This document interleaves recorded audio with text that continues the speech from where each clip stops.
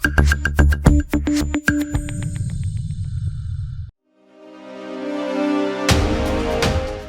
Pengawas Pemilu bersama pemerintah Kota Kupang tertibkan atribut kampanye peserta pemilu yang mengotori ruas jalan.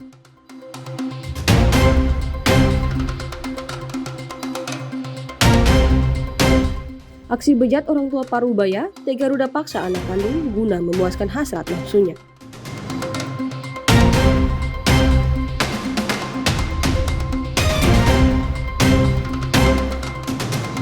Menghabiskan libur akhir pekan dengan mengunjungi kafe unik Odi Konidio.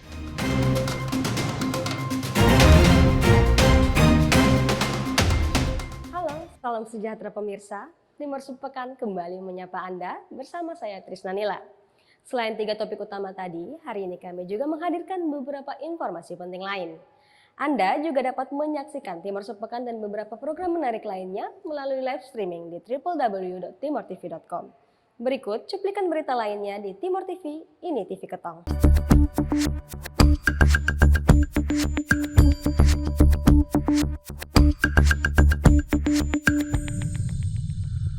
Menjelang Pesta Demokrasi yang akan dilaksanakan pada tanggal 14 Februari mendatang, KPU Kota melaksanakan rapat koordinasi pelaksanaan persiapan kampanye pada pemilu 2024.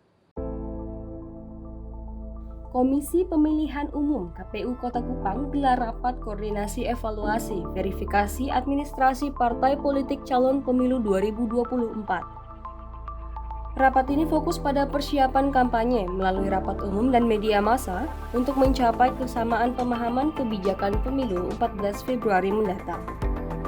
Ketua Pelaksana Harian Divisi Hukum dan Pengawasan KPU Kota Kupang, Agustinus Fahik menyampaikan, peserta pemilu, pelaksana kampanye, dan stakeholder kepemiluan terlibat harus memahami aspek-aspek krusial seperti pengawasan Bawaslu, keamanan dan kenyamanan masyarakat, serta etika penyiaran dan fasilitas pemerintah kota.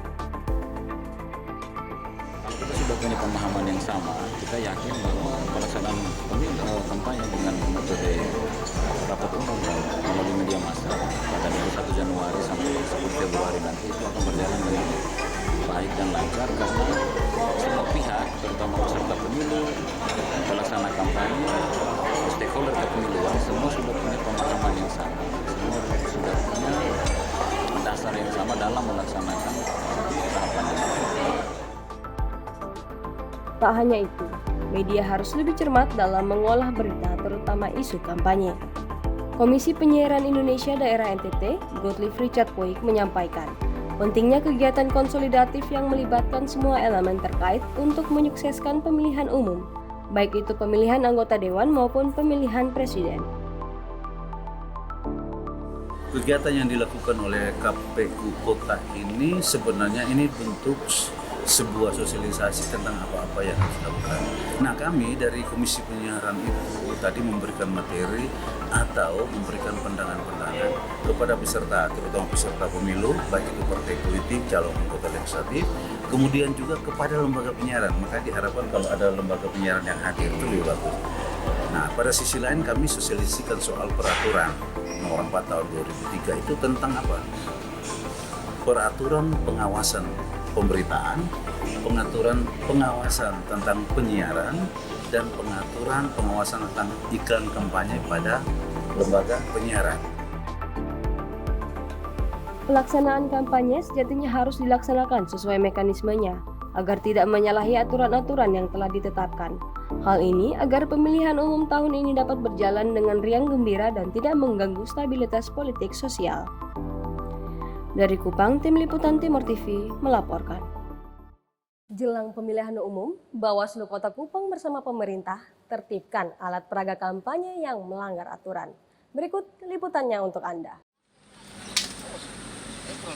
Badan Pengawas Pemilu bersama Satuan Polisi Pamong Praja Kota Kupang turun ke jalan menertibkan alat peraga kampanye yang dipasang pada area-area yang dilarang. Ketua Bawaslu Kota Kupang, Junior Anange, mengatakan pelanggaran terhadap aturan pemilu masih kerap terjadi, walau KPU turut mensosialisasikan aturan terkait pemasangan alat peraga kampanye ini. Selain kita sudah lakukan langkah pencegahan, kita kita juga telah sementara melakukan upaya penertiban bersama dengan pemerintah Kota Kupang. Jadi penertiban terhadap alat peraga kampanye yang ditempatkan di lokasi-lokasi yang dilarang, misalnya di pohon atau di taman-taman kota, dan juga misalnya ada juga ditaruh di fasilitas milik pemerintah. Pelarangan alat peraga kampanye sangat jelas diatur dalam pasal 70 ayat 1 PKPU 15 tahun 2023 tentang kampanye. Dalam aturan, tertulis jelas bahwa alat peraga kampanye tidak boleh ditempelkan di tempat umum, seperti tempat ibadah, rumah sakit, sekolah, fasilitas milik pemerintah, jalan protokol, jalan bebas hambatan, sarana dan prasarana publik, termasuk taman dan pepohonan. Harapan kami Satpol PP mengharapkan agar teman-teman caleg, kemudian partai politik, agar pemasangan APK harus mengikuti peraturan Perda Tata Ruang juga PKPU, karena ini sudah disampaikan jauh-jauh hari sebelum masa kampanye. Pelaksanaan pemilu dikatakan berjalan secara demokratis apabila setiap warga negara Indonesia yang mempunyai hak pilih dapat menyalurkan pilihannya secara langsung, umum, bebas, rahasia, jujur, dan adil. Setiap pemilih hanya menggunakan hak pilihnya satu kali dan mempunyai nilai yang sama, yaitu 1 suara. Dari Kupang, Tim Liputan Timur TV melaporkan. Menyambut Pesta Demokrasi 14 Februari 2024, Polda Nusa Tenggara Timur bersama Gerakan Mahasiswa Kristen Indonesia atau GMKI Cabang Kupang bersinergi berbagi bunga mawar putih. Ajak masyarakat gaungkan politik santun dan damai. Pemilu 2024 tinggal menghitung hari. Banyak pemilih pemula yang mendominasi pemilu kali ini. Untuk itu, GMKI, Gerakan Mahasiswa Kristen Indonesia, bersinergi dengan Polda NTT membagikan mawar di Jalan El Tari Kupang sebagai tanda ajakan aksi pemilu damai. Mengungkapkan demokrasi di NTT khususnya di Kota Kupang, saya kira memang harus damai-damai saja karena kita semua ini bersaudara. Pilihan boleh berbeda, partai boleh berbeda, tetapi kita tetap menjaga ketertiban, keamanan, persaudaraan, kekeluargaan tetap harus terjalin. 250 bunga mawar putih diberikan langsung ke pengguna jalan yang melintas.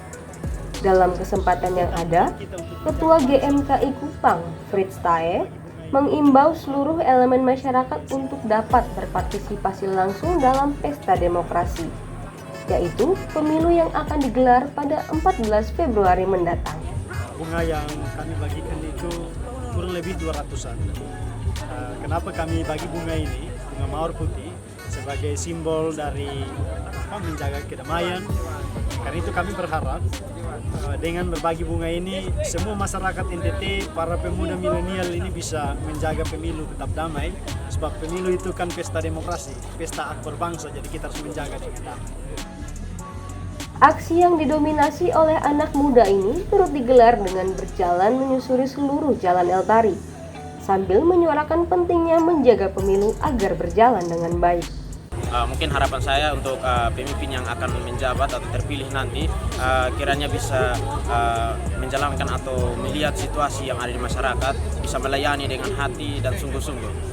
Situasi politik menjelang pemilu 2024 yang semakin memanas ini sejatinya tetap terjaga agar berlangsung kondusif dengan mengedepankan prinsip demokrasi berlandaskan Pancasila. Rian Bui 5, Timur TV melaporkan. KPU telah menetapkan jadwal kampanye Akbar 2024. Untuk itu, pelaksana harian Ketua KPU Belu, Yakobus Fahik Nahak, meminta seluruh pihak terkait untuk mematuhi aturan yang berlaku. Berikut liputannya untuk Anda. Terhitung mulai Minggu 21 Januari 2024, proses pemilihan umum memasuki tahap kampanye Akbar. Berdasarkan peraturan Komisi Pemilihan Umum, jadwal kampanye Akbar akan berlangsung hingga 7 Februari 2024. Menanggapi hal ini, pelaksana harian Ketua KPU Belu Yakobus Fahik Nahak meminta seluruh pihak terkait mulai dari penyelenggara, petugas keamanan masyarakat hingga para kontestan pemilu untuk mematuhi fakta integritas mengenai upaya mewujudkan pemilu damai dan riang gembira yang telah disepakati. Khususnya partai politik atau partai pengusung baik itu pasangan calon maupun calon anggota DPR di tingkat kabupaten untuk mereka kita libatkan dalam keputusan untuk kita menetapkan SK soal zona dan waktu kampanye rapat umum yang akan dilakukan secara nasional serentak. Yakobus juga mengajak seluruh pihak terkait untuk terus memberikan pengertian dan mengedukasi masyarakat agar tertib saat berkampanye. Kami juga minta kalau ada pemilih yang belum memiliki KTP, kami KPU sementara ini di beberapa hari lalu dan 2-3 hari ke depan itu sedang melakukan perekaman ektp di kecamatan-kecamatan. Jadi kalau ada pemilih yang belum memiliki KTP, kami juga mengimbau untuk segera mengurusnya. Diketahui tujuan utama kampanye pemilu adalah memberikan pemahaman yang jelas dan mendalam kepada masyarakat tentang kandidat-kandidat yang bertarung, partai-partai politik yang terlibat, serta isu-isu yang relevan. Dalam kampanye, seharusnya kesadaran publiklah yang ditingkatkan. Dengan begitu, maka masyarakat akan terbantu dalam membuat keputusan yang lebih berdasarkan informasi yang komprehensif. Dari Belu, Tim Liputan Atambua TV melaporkan.